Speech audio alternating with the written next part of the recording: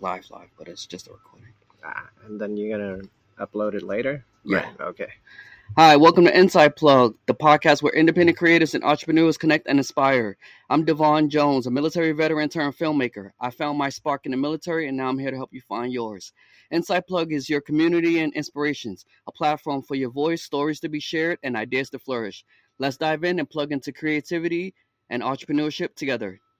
Today, we have Gary Nguyen. Welcome to the show, Gary. So I met Gary last year at the San Diego Kids International Film Festival. I was on the writers panel, and Gary was on the actors panel, and I was really interested in his story, and that's why I brought him on the podcast today. Gary, welcome to the show. Hey, Devin, happy to be here. Hi, everyone. Hi. So last time we spoke, you were working on a few projects, and recently you've worked on a TV show. So can you take us back from the beginning with acting? How did you get started, and what was your inspiration?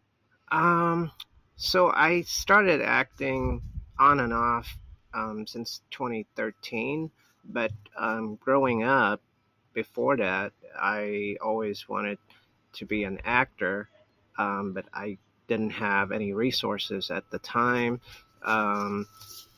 Also, my family orientation, they all wanted everyone to become doctors, lawyers, engineer. So when I told them that, hey, mom, hey, dad, I wanted to become an actor, they kind of just laugh it off and say, hey, Gary, that's not a stable job. Are you sure you want to become an actor? Um, you might not be able to make it, but I said that's my passion. So growing up, I was kind of steer toward others' careers just so my family didn't have to worry about me. So, but then I tried out for a little bit, all different jobs on the medical field. So I was like, hey, let's do nursing, let's do some X-ray technologies. So I went to school for that, and then still, I didn't want to get stuck at a job from 9 to 5, not doing anything out of that. It's just like a loop for me. 365 days a year doing the same thing. I do love helping people in a hospital, but it just not what I wanted to become. So then COVID happened.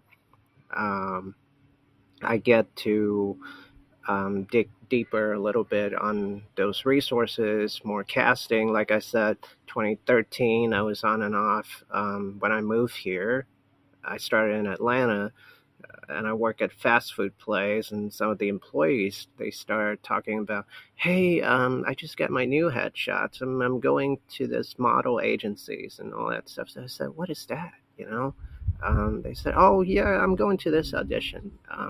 But at the time I was still in college, so I didn't pay attention much. But then later I found out, I said, oh, so this is how it's going to be.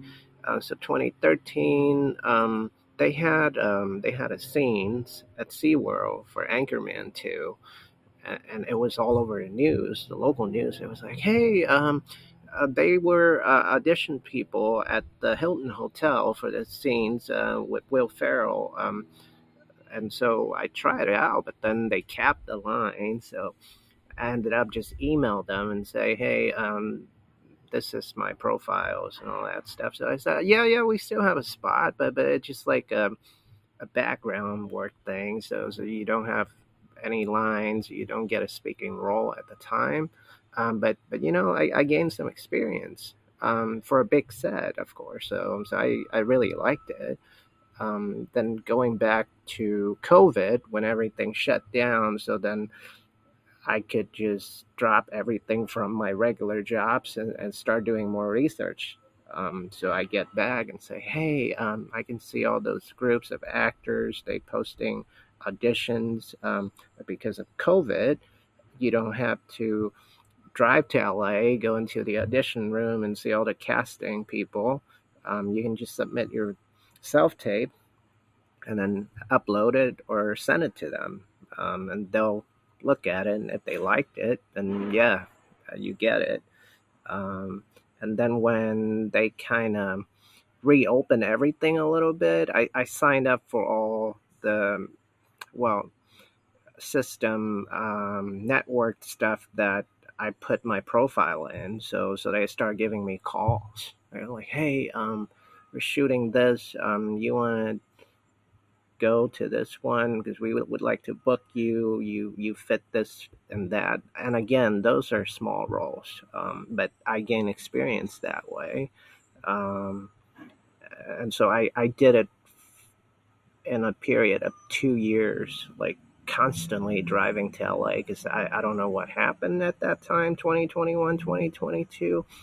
I guess it has to do with a movement. It's called the Asian American movement because we always feel like we were overlooked, um, and we were excluded from most of the entertainment stuff. So you don't see a lot of Asians actors on the screen, or if we did, then we kind of in one pool. We're either martial artists or we're playing a villain of some kind, so delivery person. And we want to extend that. We want to play different roles. So at the time when COVID happened, I guess that's when the movement started. And so I got more opportunities all of a sudden because people are like grinding for years. Um, I can look back at some of the Asian American actors that I looked up as a role models. Like if you watch 21 Jump Street, Dustin Nguyen. Yeah, that's his first big role back in the day in the 90s with Johnny Depp and all those people. And then I look up other people, but then there's not many of them. But then all of a sudden with this movement, you get more chance, more Asians, writers, editors. So you get more Asian crew instead of just white people. And so I worked for 2 years, constantly driving to LA. I was like, this is getting exhausted, but it was fun, right? And so I was looking on some other stuff, like what is the union, what is the non-union. I still figuring it out. They said, well, when you're in a union, you get protected. You get better chance to audition for bigger roles. But if you're non-union, then you're just doing independent projects and all that stuff. So before that, I didn't know. Now, when that happened, I was like, how do I become a union member? And so I started working on some of the other projects when they said, hey, we're going to upgrade you today for yellow vouchers. And I was like, what is yellow vouchers? So they said, well, if you accumulate the 3 yellow vouchers, which is a union vouchers, you can apply to become SAG-AFTRA. So I was like, okay, so I was aiming for that for about 6 months, until I get to that Netflix project called Brother Sons, and it was a small call. I worked maybe 10 days on that, but it's a small call, so not a lot of people for all 10 days. It's just a small group of stunt people and the principals. So that's why I get all 10 days with yellow vouchers, and I qualified for SAG, and they reached out to me. They said, I think you should apply. I mean, the initial fees, it's not that cheap, but you know I was able to manage to pay that due to get that membership so I can have better opportunities. So I started from there. All right. All right. So let's bring it back a little bit. So Anchorman, you got your first experience. You drove back and forth up to LA for a couple auditions, and then now you have your SAG card. So with the SAG, how long did it take you to register? How long did it take you to get your card? And would you say that representation that you now have, was it worth it? When they say the grass is not greener on the other side, I could see some of that. I mean, there's, how do you say it? Sacrifices that you need to make. And then you won't know until you get to the other side and you find out. So when you become SAG, then yeah, you get paid more, but then you have to compete with some of the veterans actors, some of the A-lister for the same role. So it's get more competitive, but it's going to be really good when you landed that role. On the other side, if you stay non-union, you're just getting paid peanuts and you don't get protection. So let's say you get into an accident on set, no one is protecting you if you're not in the union. Um, so right now, I'm in that spot when I would just keep trying for auditions, taking acting classes, um, get an agent. I mean, a legit agent. Don't ever sign with anyone that say, "Hey, you have to pay up front." And then work with that agent. Ask them to send you to more auditions so you can get that chance. All right. So take your time when you're looking for an agent, representation. Don't rush into it. And yeah, do a lot of more training if you could. Yeah, All right. yeah. So when you said you have to compete for roles, so with your representation, have you experienced any obstacles that came in your way that you had to overcome when it comes down to getting a specific role or maybe even competing for a role?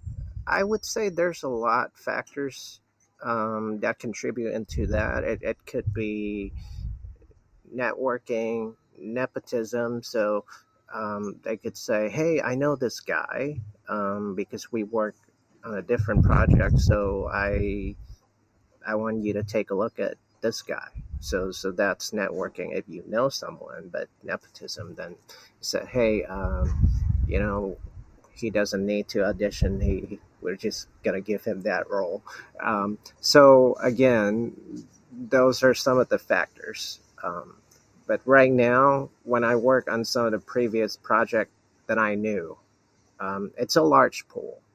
I thought like, hey, maybe when I look um, and watch some of the TV series that have Asian American actors, I said, oh, so there's not a lot of them. But when I go onto the auditions, there's 100,000 of people that look like me. So it's still a challenge that you have to be stand out. You have to be well trained. You have to be well represented, and you have to have experience. A lot of factors. Mhm. So far with where you're at in your journey, what would you say is the accomplishment that you're most proud of right now? Accomplishments. I mean, getting a SAC card that fast probably one of my biggest accomplishments, and then working on some set that um, I don't feel like I was mistreated. I heard so many stories in the past of veterans, Asian American actors that work on set and they were mistreated. I didn't have to experience that, so I feel really lucky that my time get cut short for becoming a SAC member. Even though some people would say, "Hey, why don't you become more established before you join?" But everyone's different. For my case, I thought joining that there's no saying that say you joining too soon or you joining too late. But you just have to have it right there. It's like a car and a driver license, right? If they know your skill, they would like, hey, do you know how to drive a car? I say, yes, I do know how to drive a car, but do you have a driver license? It is like, hey, do you have a SAC car, right? Then we'll pay you more. But if you're not a SAC car, maybe they'll give you a SAC scale for a day, but then the next day they would say you need to join before we start paying you more. Yeah. All right. So do you have like a dream role, like a character that you would like to play, what would you say your dream role is? Well, dream roles. That's kind of vast questions, because you don't want to limit yourself in any type of roles. You want to expand that. You want to be versatile. So you can play different characters. You can play a comedic actors, or you can play more serious, dramatic, uh, method acting actors. I If you watch Harold and Kumar back in the day, John Cho, he started as comedic because it's a comedy.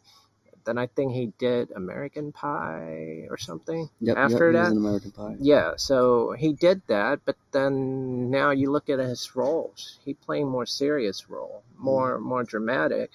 When he played Sulu in Star Trek, and then he was in Cowboy Bebop. So he kind of transitions. And then I watched some of his interview.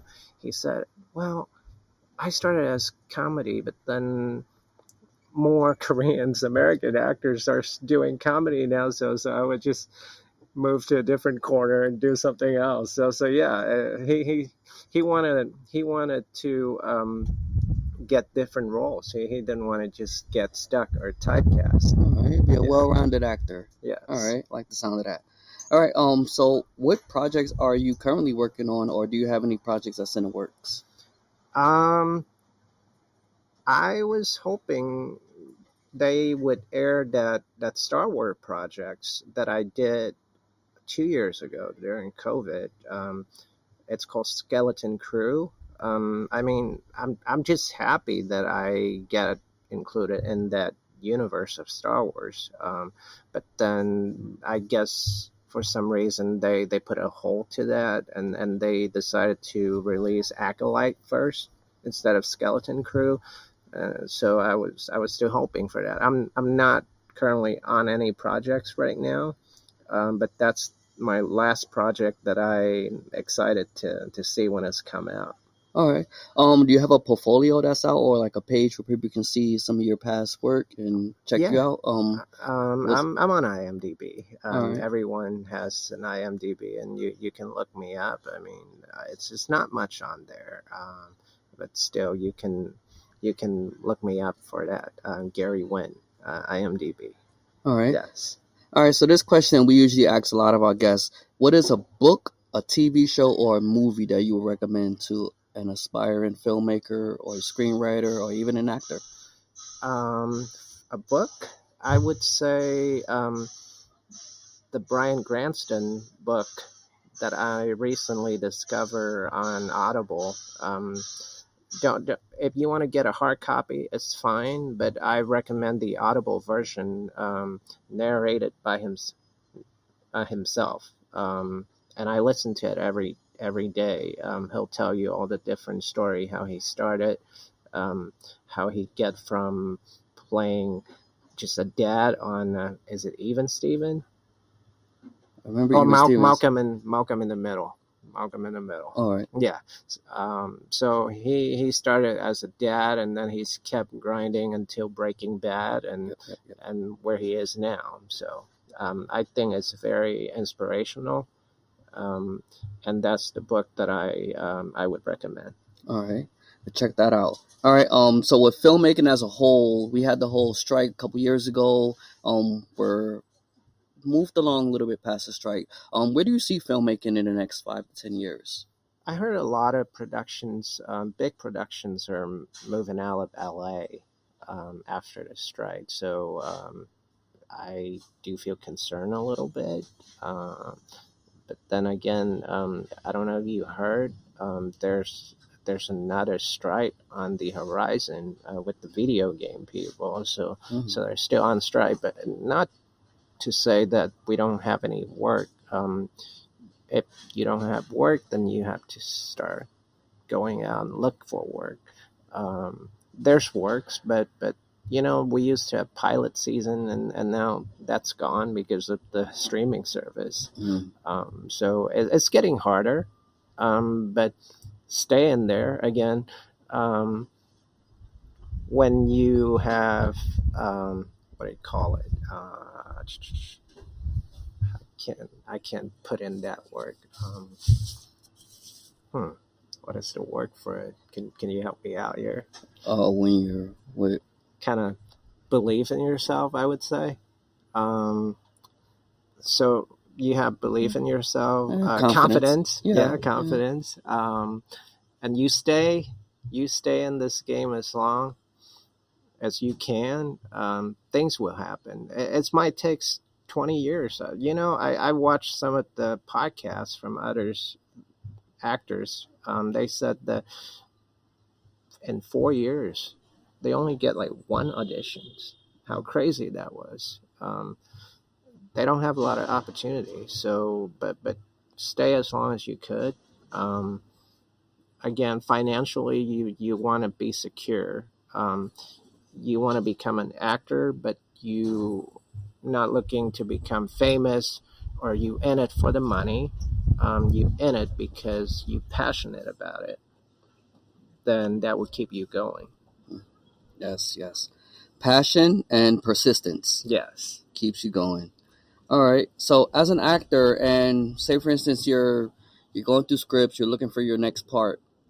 When it comes down to character or story, which one moves you more towards taking that role, or does either or matter?